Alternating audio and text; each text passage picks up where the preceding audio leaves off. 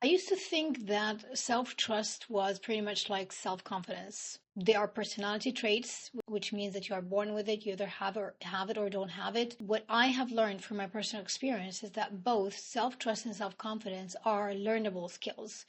These are things that we can condition ourselves into. And self-trust is at the foundation of healing insecurities and childhood wounds and having a healthy relationship with yourself and with others as well. And because self-trust is a learnable skill, it means that there are elements to it.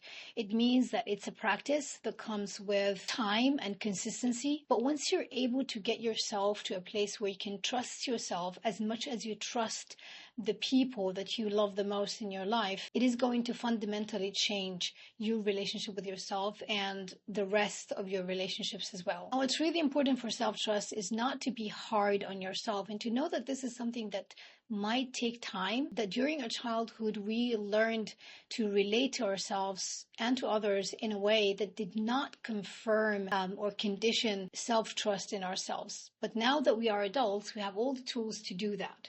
So the question is, what can help you develop self-trust? Now, in general, self-trust means that knowing that you are going to be okay no matter what. Things are going to be okay no matter what. And this knowing comes when we have a long history with ourselves in which we are consistent, we are reliable, and we are able to trust our own judgment and decisions. When you make yourself promises and you stay true to these promises, you stay committed to them and show up to yourself. This helps build your self-trust. When you hold yourself up to high standards, you have boundaries and you respect those boundaries and you act accordingly. When you do this, you are developing self-trust. You know yourself as much as you know your best friend. This is self-trust because it means that you know your patterns, you know your triggers, you know what sets your alarm off. Also know what to do when you are feeling distress. You know how to calm your nervous system down. This is emotional regulation, self-soothing. And instead of depending on other people to co-regulate, it doesn't matter how great relationships you have. If you don't trust yourself, you always find a way to sabotage these relationships because they are not going to be aligned with the perception that you have of yourself as someone who is not trustworthy. The three main components that helped me trust myself were self-awareness, emotional regulation, and self-reliability. Together, they build the mental and the emotional conditioning that I needed to take myself out of this panic mode that I was living in most of the time, to put me in a place where I'm more at peace and calm in life.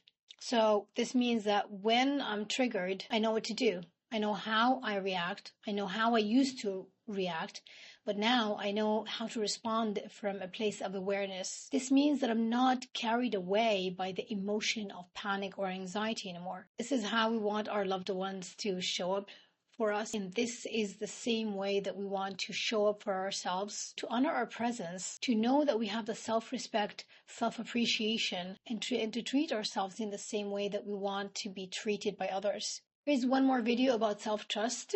Make sure to watch it next. Let me know in the comments if you found any of this helpful.